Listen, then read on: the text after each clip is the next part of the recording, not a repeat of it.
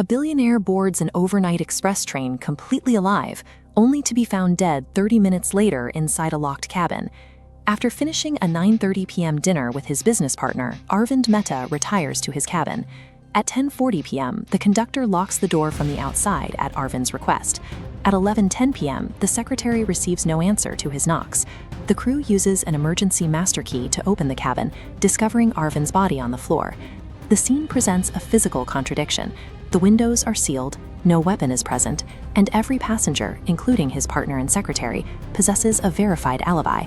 Investigating this crime requires determining how a fatal attack occurs when physical entry and exit from the room are impossible.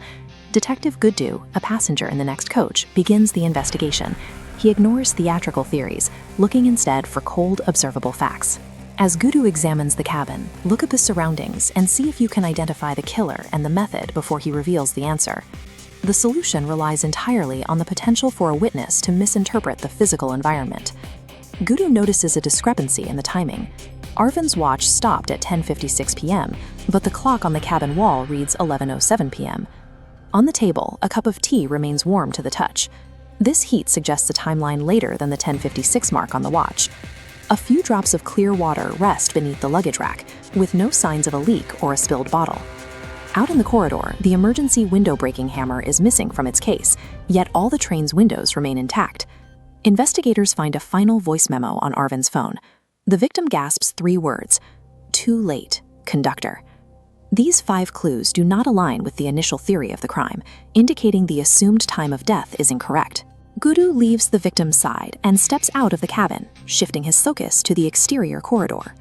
On the outside of the cabin lock, he discovers nearly invisible, fresh tool marks scratched into the metal. Pause the video now. Formulate your theory on the identity of the killer and their method, and share it in the comments. Guddu has finished his inspection of the scene and is ready to announce his findings. Guddu reveals that the murder did not happen inside the locked room. He points to the business partner as the killer. The crime occurred at 9:30 p.m. The partner slipped slow-acting poison into Arvind's water at dinner.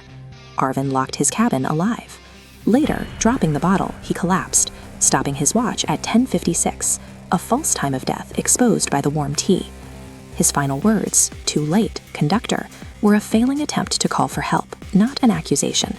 The locked room was a tragic coincidence of a man seeking privacy while his health failed.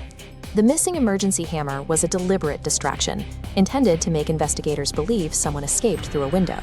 The scratches on the door lock were accidental marks left by the partner, while he pretended to inspect the door after the body was found.